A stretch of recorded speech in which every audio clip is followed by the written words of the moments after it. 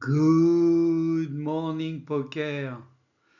Je suis très heureux de vous retrouver aujourd'hui pour cet épisode numéro 19 de Good Morning Poker. On va voir les trois éléments fondamentaux du poker. Je suis très heureux de vous présenter cet épisode parce que il a complètement les notions que vous allez voir aujourd'hui ont complètement bouleversé ma façon de jouer au poker et l'ont très nettement amélioré. Et je vais partager ces trois fondamentaux du poker avec vous dans quelques instants. Vous connaissez tous le Shifumi, pierre, ciseaux, feuille. Donc les ciseaux coupent les feuilles, la feuille enveloppe la pierre et la pierre brise les ciseaux. Évidemment, il faut le faire en même temps. Et aux États-Unis, ce jeu ne s'appelle pas le Shifumi, qui est un nom japonais, mais s'appelle le Rochambeau.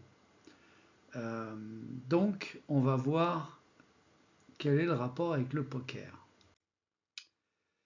On a un premier élément fondamental au poker, vous l'avez compris depuis les épisodes précédents et probablement beaucoup d'entre vous en tenez compte, c'est la position.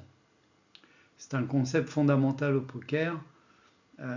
Plus on est en fin de parole, plus on a une position avantageuse parce qu'on a plus d'informations, puisque presque tous les autres joueurs, par exemple au bouton, ont déjà parlé, et pré-flop, la grosse blinde est le joueur qui a entendu les actions de tous les joueurs précédents avant de pouvoir lui-même ou elle-même décider. Et donc, il y a aussi une règle subtile, c'est que post-flop, c'est le bouton qui devient toujours la dernière position à parler et les blindes parlent en premier en commençant par la petite blinde. Donc la position, vous le savez, la plus favorable combinée pré-flop et post-flop du poker, c'est le bouton et après le cut-off. Les pires positions sont la petite blinde, la grosse blinde et les positions en début de parole, early position, c'est-à-dire UTG, UTG plus 1. La position crée une sorte de Shifumi différé, puisque on a déjà l'information de ce que les joueurs qui ont dû parler avant nous ont fait. Ils ont misé, ils ont relancé, etc. Et donc, on n'est pas dans un Shifumi simultané. Tous les joueurs ne misent pas en même temps ou disent leurs décisions en même temps, mais c'est dans l'ordre des aiguilles d'une montre en commençant par l'UTG, la position précoce, early position. Le deuxième élément fondamental au poker, c'est naturellement les mises, les bets en anglais, et donc on mise soit en value, comme on l'a vu dans les épisodes précédents, soit en bluff. Si on mise en value, c'est parce que on pense avoir la meilleure main et on veut faire payer des mains moins bonnes de façon à augmenter la taille du pot et gagner plus lorsqu'on va aller au showdown euh, en montrant la meilleure main. Ou alors on peut miser en bluff, on bet en bluff, si au contraire on veut faire folder des mains meilleures, qu'on pense que les adversaires ont des mains meilleures, et on mise pour justement qu'ils doutent et qu'ils foldent ses mains meilleures. Donc ça permet soit de faire folder, soit d'aller au showdown en value.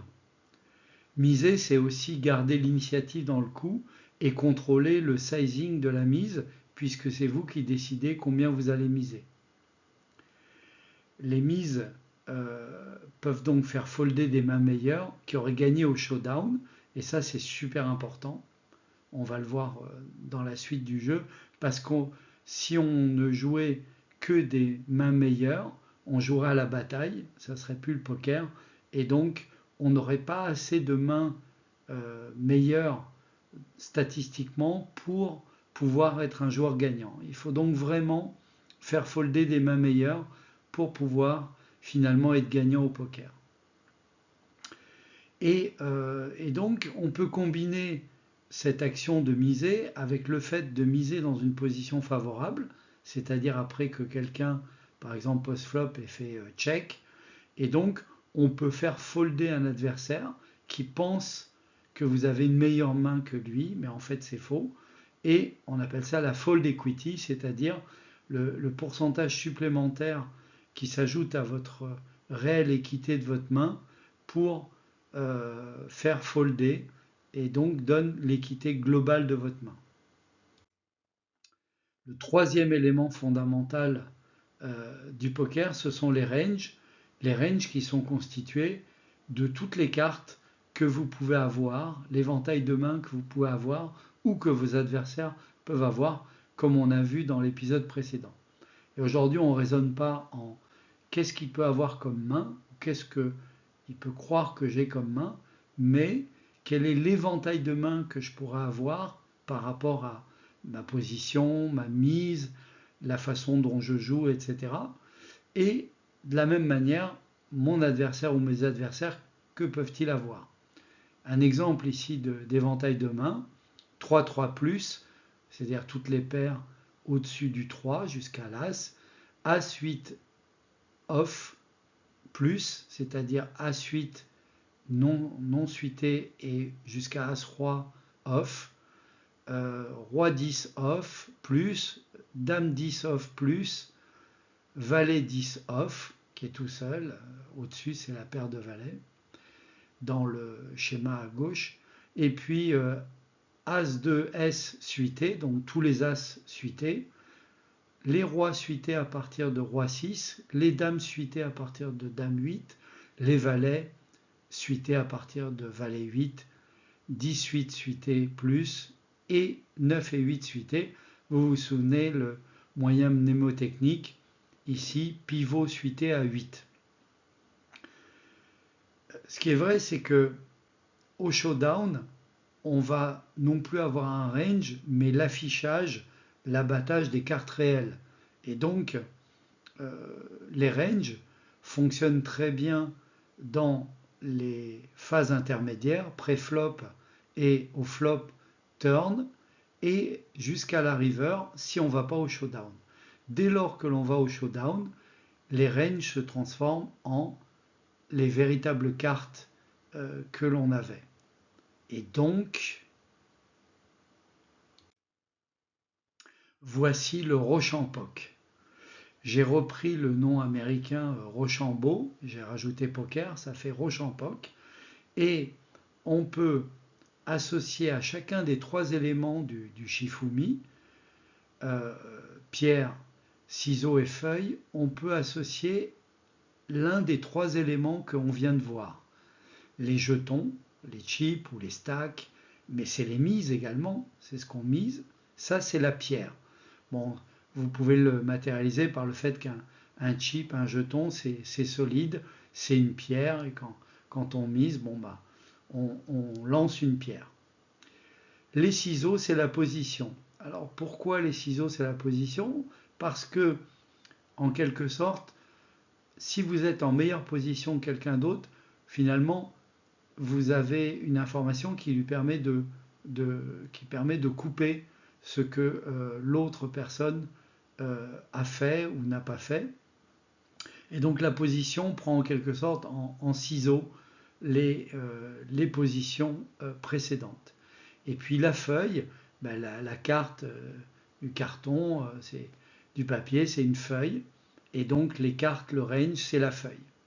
Si on associe chacun des trois éléments du Shifumi, qui je vous rappelle est différé, puisqu'on parle chacun à notre tour dans l'ordre de la position, eh bien ça donne le schéma cyclique suivant. La position bat les cartes. Pourquoi? Parce que si on mise en position, quelqu'un peut croire, avec des meilleures cartes, qu'en fait il n'a pas de bonne carte, et il peut folder. C'est la fameuse fold equity. Donc la position bat les cartes si en position on mise et que quelqu'un, par exemple un fitter fold, un FOF comme on a vu dans les épisodes précédents, estime qui n'a pas les meilleures cartes. Mais les cartes battent les chips, c'est-à-dire que tout ce qu'on a misé dans le pot, finalement au showdown, eh bien, est remporté par les meilleures cartes. Mais les chips battent la position. Si quelqu'un mise par rapport à une position meilleure, eh bien, la position moins bonne va folder. On a donc deux critères, les chips, les jetons, les mises, qui est la position qui fonctionne très bien avec des ranges et quand on n'a pas fait d'abattage, quand on n'a pas été au showdown. Au contraire, les cartes, elles prennent toute leur valeur lorsque on est au showdown et elles battent à la fois les chips et la position lorsque on a misé avec des bonnes cartes pour value. Voilà le cycle du Rochampoc. C'est fondamental parce que des trois critères, si on les combine correctement, on peut arriver à faire folder des mains meilleures et à gagner ainsi en bluff, ou alors grâce aux cartes ou à la valeur perçue des cartes, le range perçu des autres, on peut faire folder des meilleures cartes aux autres, ou on peut l'emporter à l'abattage avec les meilleures cartes. C'est fondamental, une fois que vous avez compris ces trois éléments imbriqués, vous n'avez plus qu'à les adapter en fonction du profil des joueurs, de la situation à la table qu'on appelle le metagame, par exemple quelqu'un qui est énervé, qui est en tilt, qui a pris un bad beat, etc. Vous pouvez adapter ça également au range perçu par rapport au fait que vous êtes considéré comme un joueur serré ou que certains pensent que vous êtes en rush, c'est-à-dire que vous avez une série de bonnes cartes qui se suivent. Vous pouvez utiliser ces trois paramètres en les combinant pour modifier complètement la manière dont vous allez jouer, vos ranges, vos cartes, vos mises, etc.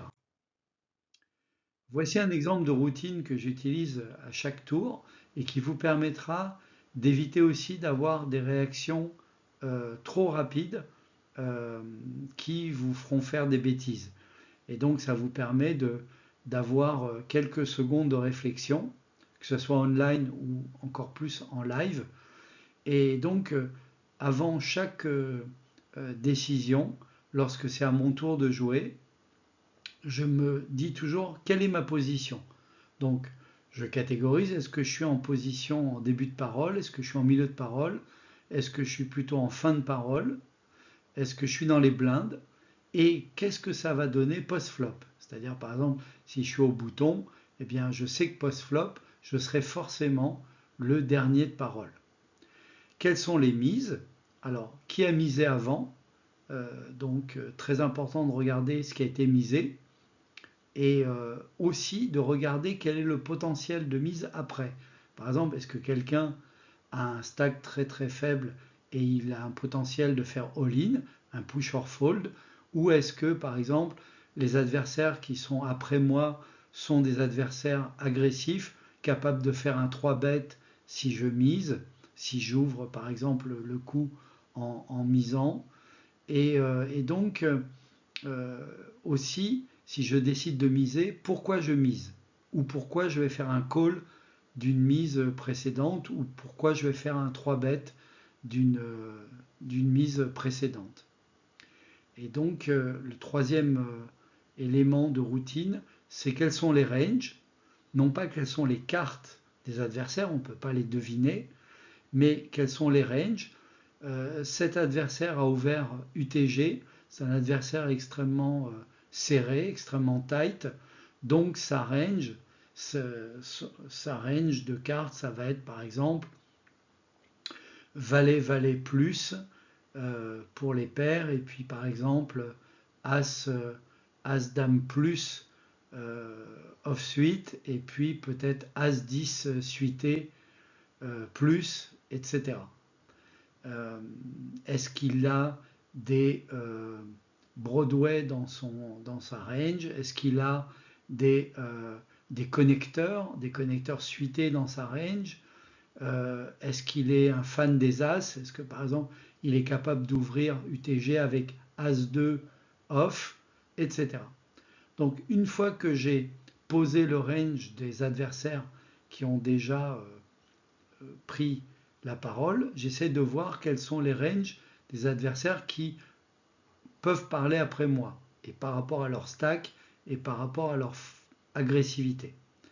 Et ensuite, je définis également par rapport aux cartes que j'ai, est-ce que je suis dans un range de call, un range de raise, un range de 3 bêtes, etc. Et tout ça en quelques secondes. Évidemment, euh, il faut avoir un certain nombre de réflexes qui se transforment en instinct, et donc tous les joueurs font ça. Dès lors qu'ils font cette routine, ça prend que quelques secondes, à condition bien entendu d'avoir bien mémorisé les ranges. Ça vous évitera de prendre des décisions finalement au petit bonheur, et ça sera très utile aussi pour la suite du coup, pour essayer de faire un read, c'est-à-dire de lire quels sont les ranges, voire les cartes des adversaires par rapport à telle et telle mise, telle et telle position, telle et telle situation. En résumé de cet épisode très important de Good Morning Poker, le Rochampoc, c'est un Shifumi en différé, c'est-à-dire que chacun agit l'un après l'autre et pas simultanément. La pierre équivaut au jeton, les ciseaux équivalent à la position et la feuille équivaut aux cartes. C'est un système circulaire où chaque élément bat un autre élément. Les chips battent la position bat les cartes et les cartes battent les chips au moment du showdown. Voilà, j'espère que ça va vous aider énormément dans votre prise de décision éclairée au poker, et je vous donne rendez-vous pour un prochain épisode très important aussi sur le read, la façon de lire les cartes, les ranges en fait des autres joueurs à partir de justement des différentes décisions qu'ils prennent, des différentes actions qu'ils prennent lors d'un coup. À bientôt!